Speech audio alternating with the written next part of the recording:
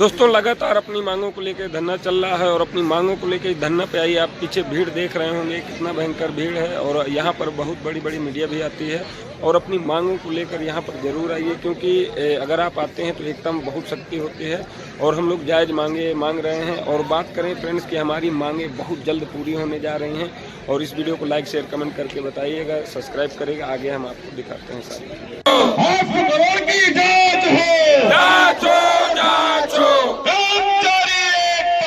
जिंदाबाद जिंदाबाद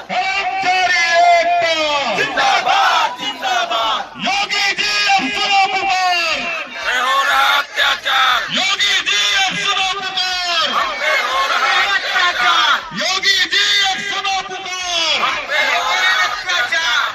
संघर्ष हमारा जारी है, अब आदेशों की बारी है। संघर्ष हमारा जारी है, अब आदेशों की बारी है। करना मेरा मकसद नहीं, सारी कोशिश है ये सूरत बदलनी चाहिए।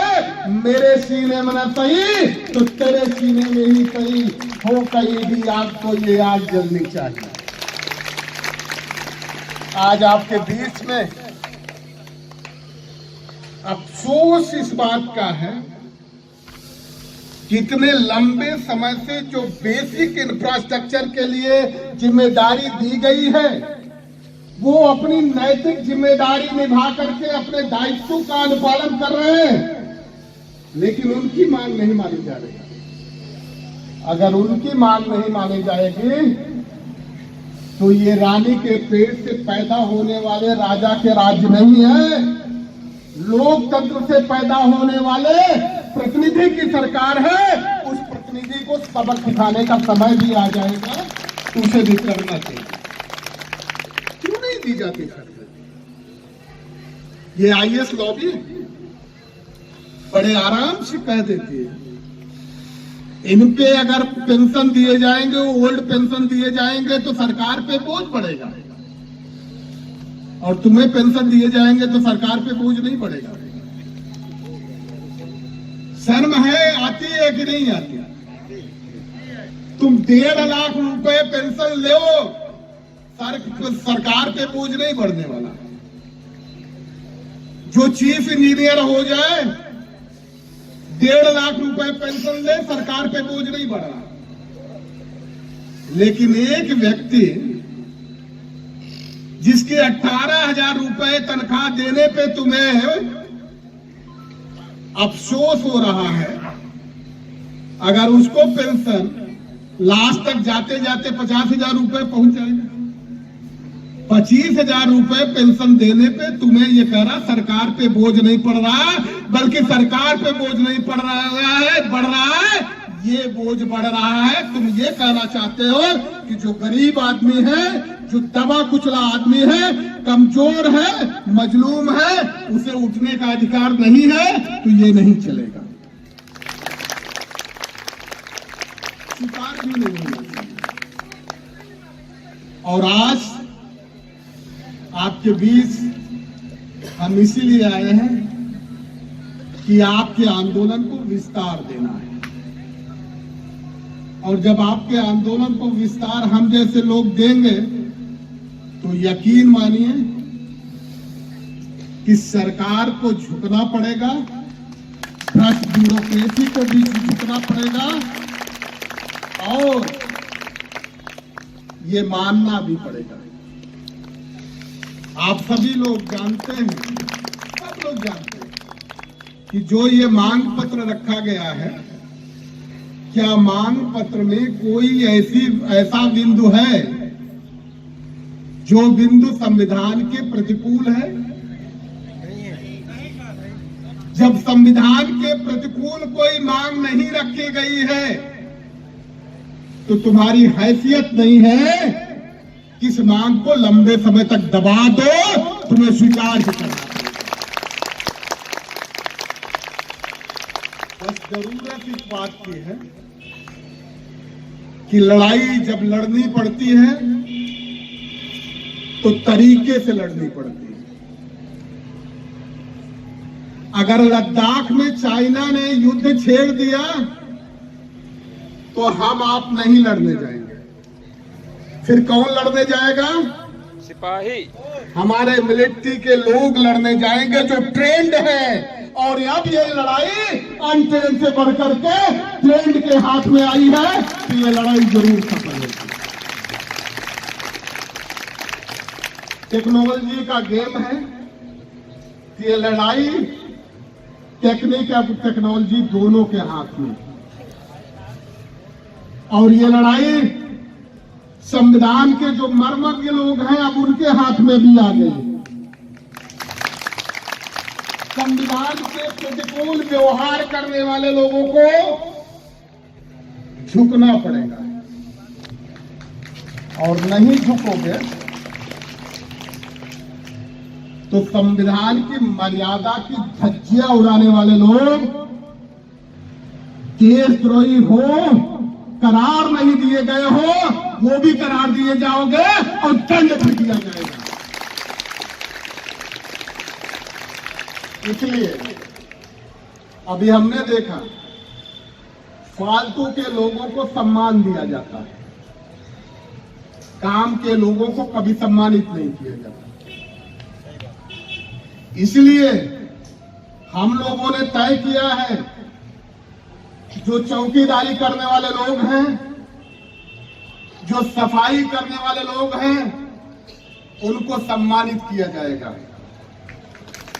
एक शॉल भेंट की जाएगी, मोमेंटो भेंट किया जाएगा, और वो भी इसी 28 फरवरी को भेंट किया जाएगा। आपकी जो मांग है, आपकी मांग को लेकर के आपके बीच में जो चीफ गेस्ट होंगी वो मैडम रोशन जैकब होंगी, तो मेरे ख्याल से आपकी समस्याओं का काफी हद तक निवारण कर सकती है। उनसे होगा तो ठीक, मंत्री से होगा तो भी ठीक, अगर मुख्यमंत्री से होगा तो भी उन्हें करना ही पड़ेगा। बस इतना सा संदेश लेके आए थे आपके बीच में। बात बहुत सारी कहनी है, क्योंकि 2 दिन बुखार में तड़प रहा था, हिल नहीं पाया, और आज निकला हूं तो अभी कमर का पोर्शन इतनी देर में ही दर्द करने लगा है। तो अब हम अपनी बात को ज्यादा लंबा नहीं करना चाहेंगे, बस इतना करना चाहेंगे, एक शेर पढ़ना चाहेंगे और आपसे विदा लेना चाहेंगे।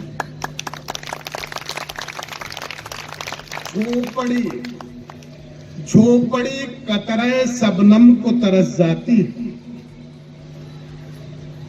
कतरे शबनम का मतलब ओस की बूंद के लिए। झोपड़ी कतरे शबनम को तरस जाती है, जो घटा उठती है महलों पे बरस जाती है। लेकिन यहाँ ताली बजाने की जरूरत नहीं थी, ये अफसोस की बात है। झोपड़ी कतरे शबनम को तरस जाती है, जो घटा उठती है महलों पे बरस जाती है। अब जो आपका जोश है और अपनी जिम्मेदारियों के प्रति, अपने अधिकारियों के प्रति जो आपकी जागरूकता है, उसको देख करके कहना चाहेंगे, आंधियां झोपड़ी कतरे शबनम को तरस जाती है, जो घटा उठती है महलों पे बरस जाती है। आंधियां मगरूर दरख्तों को पटक जाती है, बचती है वही काट जो खुद ही लचक जाती है। या तो ये लचकेंगे, नहीं तो उखड़ करके बाहर चले जाएंगे। बहुत बहुत धन्यवाद। कर्मचारी एकता जिंदाबाद, कर्मचारी एकता,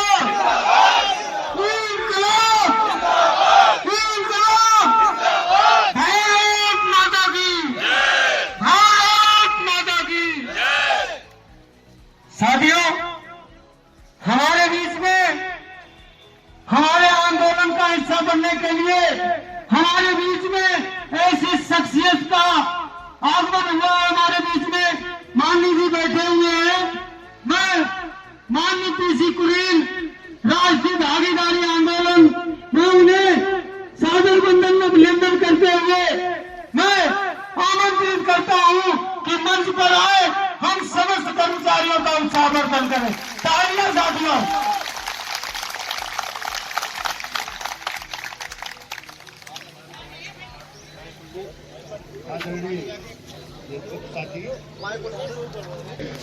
टेक्निकल था और एक बहुत संघर्ष किया है, कई बार जेल भी रहा हूं।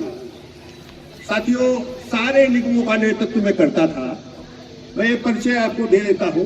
तो साथियों, ऐसी हड़तालें हुई है कि मुख्यमंत्री को बात करनी पड़ी, उन समस्याओं को मानना, लेकिन कुछ तकनीकी आधारों को जोड़ना होगा। तो साथियों, अभी हमारे साथी ने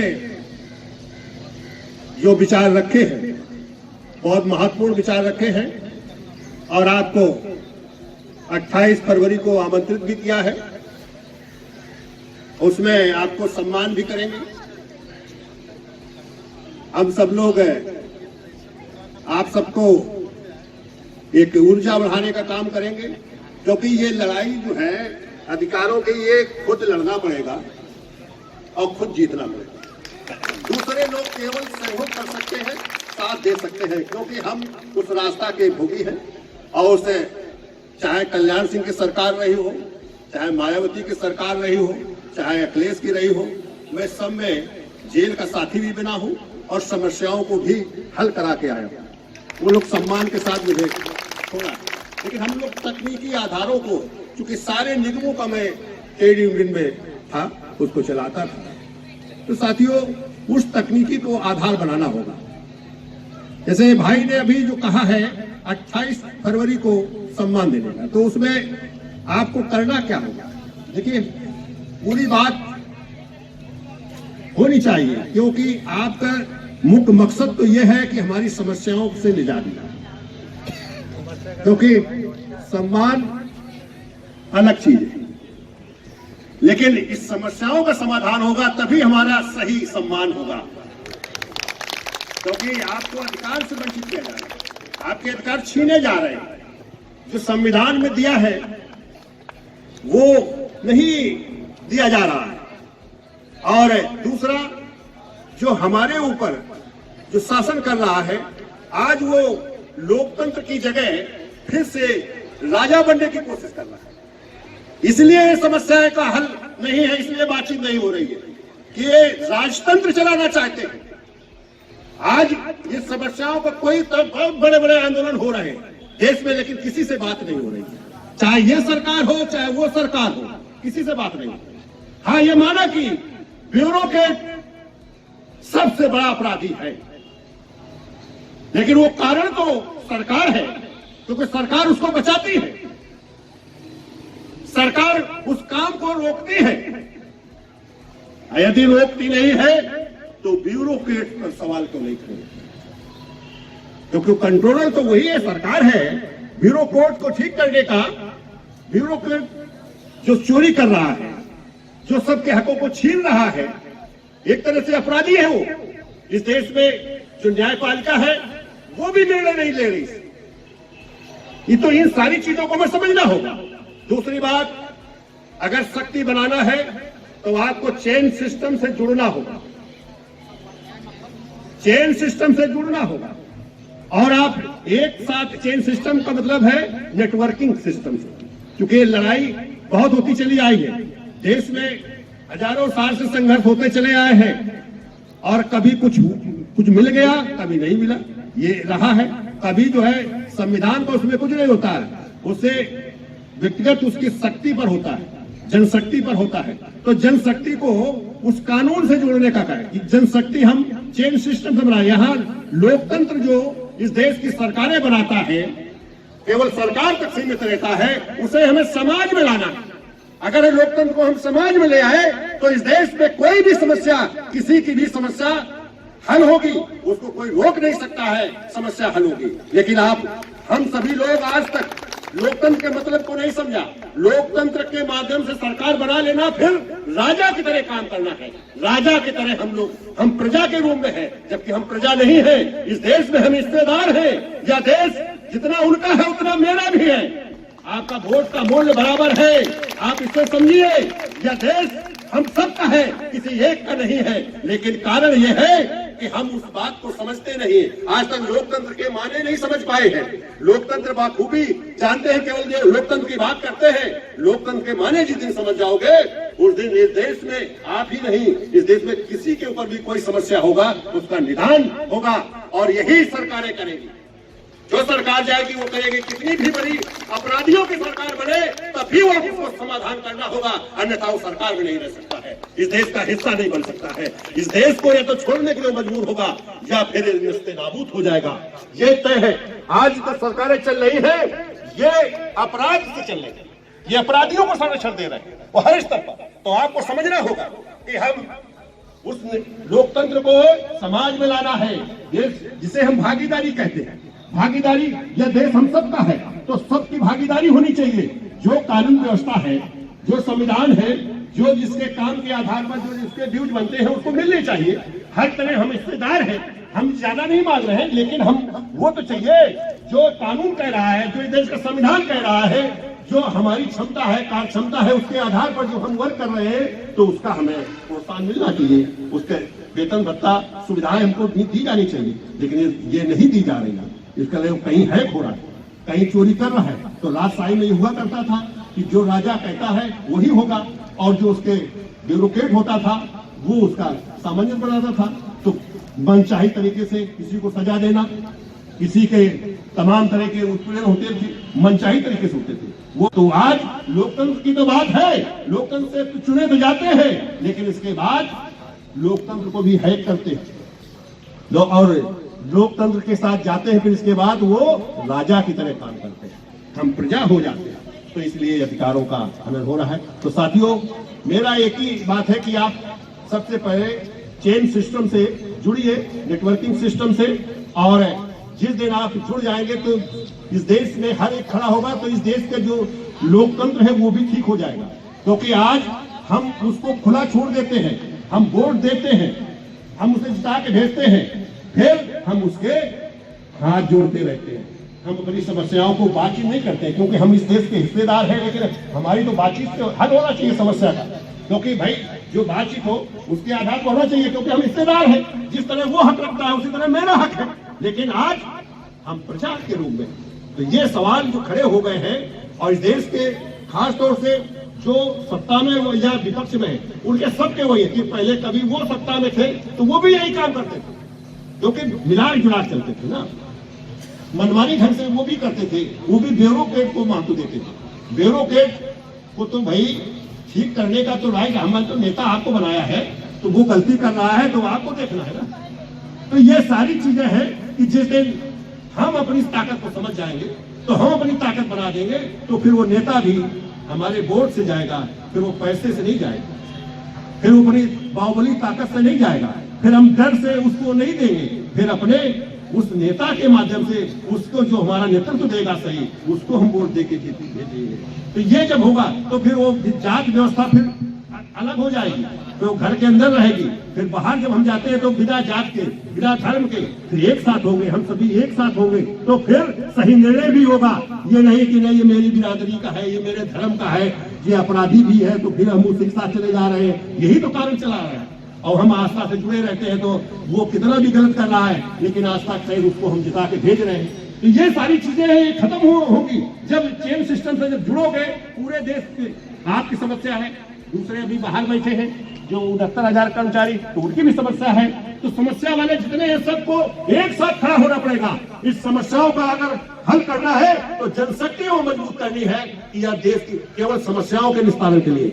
ऐसा नहीं कि भाई कुछ लोग जोड़ लिया कुछ ग्रुप को, इसके बाद नेता का तो हल हो सकता है, उसका तो कहीं ना कहीं फायदा हो सकता है, लेकिन आम लोग जो है तो वो फिर उसी के शिकार हो जाएंगे, वो फिर प्रजा के हिसाब से आ जाएंगे। फिर उसका एक ब्यूरोक्रेट के रूप में तो ये भी होगा, नेता भी ब्यूरोक्रेट हो गया कि वो उसका रास्ता देगा तो वो जाके वहाँ साठगांठ होगा, वो भी कहेगा इसे कर लो, ये इतना कर देता हूँ, इतना कर दो, वो कानून व्यवस्था से खत्म। तो इसीलिए ब्यूरोक्रेट इसी तरह से बनते हैं, और ब्यूरोक्रेट को हमें भी सुधारना होगा। और ये ताकत केवल आप में है, हम सब में है और किसी में नहीं है। हम सबको एक साथ खड़े होकर और उन समस्याओं का हल के लिए करेंगे। समस्या किसी की हो, समस्या का निदान होना चाहिए, ये हमारा लक्ष्य होगा। इसी लक्ष्य से हम अगर बढ़ेंगे तो फिर अपनी समस्याओं का निस्तारण करा लेंगे और ये करेंगे और इनको मजबूर होना पड़ेगा कि कोई समस्या रोक नहीं सकता। मैं अपनी बात को यही रोकूंगा कि उठो, बढ़ो, संगठित हो, संघर्ष करो, ले लो अपने अधिकार। यह देश हमारा, ये देश हमारा है। धन्यवाद साथियों, जय भीम। कर्मचारी एकता, कर्मचारी एकता, जिंदाबाद जिंदाबाद कर्मचारी एकता। जिंदाबाद जिंदाबाद। धन्यवाद साथियों। हमारे बीच में उपस्थित हुए गौतम राणे सागर जी, राष्ट्रीय संयोजक संविधान संरक्षण मंच, और हमारे बीच में पीसी कुरील साहब, राष्ट्रीय भागीदारी आंदोलन। हम समस्त कर्मचारी परिवार से इनके चरणों में सादर वंदन एवं अभिनंदन करता हूं। हमारे बीच में उपस्थित हमारी प्यारी बहन पूनम पाल जी, उनके सम्मान में कुछ कहना चाहेंगी। मैं उनको मंच पर आमंत्रित करता हूं। पूनम पाल जी के लिए एक बार जोर से तालियां।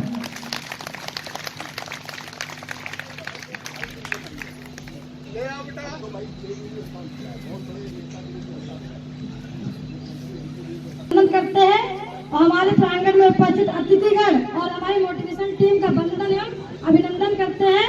हम अतिथिगण के बारे में आप लोग कुछ कहना चाहते हैं, थोड़ा गीत प्रस्तुत करना चाहते हैं। अतिथिगण ऐसे न जाना होगा, रोकेंगे राय रुक जाना होगा। अतिथिगण ऐसे न जाना होगा, रोकेंगे राय रुक जाना होगा। रोकेंगे हवाएं दिशाएं भी बुलाएंगी, रोकेंगे राय दिशाएं भी बुलाएंगी। पाँव थम जाएंगे तो बात बन जाएगी, पाँव थम जाएंगे तो बात बन जाएगी। अतिथिगण ऐसे न जाना होगा, रोकेंगे राय रुक जाना होगा। आप चले जाएंगे बाहर चली जाएंगी, आप चले जाएंगे बाहर चली जाएंगी। उजड़ेगा बाग और फूल मुरझाएंगे, उजड़ेगा बाग और फूल मुरझाएंगे। बना हुआ बाग बेगाना होगा, बना हुआ बाग बेगाना होगा। रोकेंगे राय रुक जाना होगा। अतिथिगण ऐसे न जाना होगा, रोकेंगे राय रुक जाना होगा। जय तेरा कर्मचारी एकता, कर्मचारी एकता, जिंदाबाद जिंदाबाद कर्मचारी एकता। जिंदाबाद जिंदाबाद। अभी तुझे अंगड़ाई है, आगे और लड़ाई है, अभी तुझे अंगड़ाई है, आगे और लड़ाई है, अभी तुझे अंगड़ाई है। आगे और लड़ाई है। नहीं डरेंगे हुड़की से, खींच लेंगे कुर्सी से, नहीं डरेंगे हुड़की से। खींच लेंगे कुर्सी से। हक हमारा लेके रहेंगे, ये हक हमारा लेके रहेंगे, ये हक हमारा लेके रहेंगे, अधिकार हमारा लेके रहेंगे, अधिकार हमारा लेके रहेंगे, अधिकार हमारा। लेके रहेंगे, संविधान भी कहता है, संविधान भी कहता है, लेके रहेंगे, संविधान भी कहता है। लेके रहेंगे। मांग हमारी पूरी हो, चाहे जो मजबूरी हो, मांग हमारी पूरी हो, चाहे जो मजबूरी हो, मांग हमारी पूरी हो। चाहे जो मजबूरी हो। आदित्य भाई तुम संघर्ष करो, तुम्हारे साथ हैं, आदित्य भाई तुम संघर्ष करो, हम तुम्हारे साथ हैं, आदित्य भाई तुम संघर्ष करो, हम तुम्हारे साथ हैं, आदित्य भाई तुम संघर्ष करो।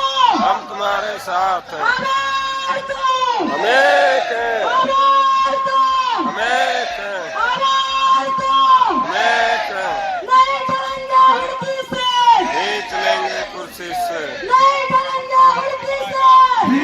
लेंगे कुर्सी से, नहीं डरेंगे हुड़की से, खींच लेंगे कुर्सी से।